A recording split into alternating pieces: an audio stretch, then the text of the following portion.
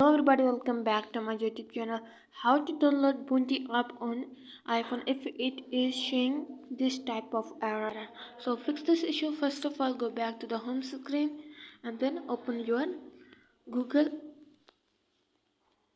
and then tap on these three lines and then tap on setting. So tap on this address and more.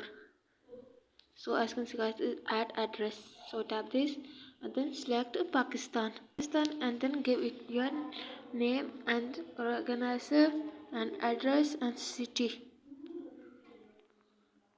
and then personal code. My Pakistan personal code is 64200 and then give it your phone number. This give fake on and then tap on this done.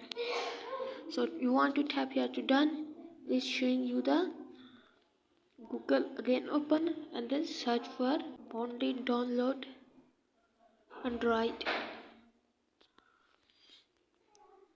Search for this.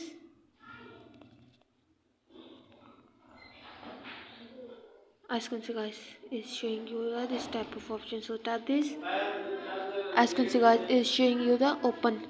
So you, if it is showing install, I'm selecting open. So tap open.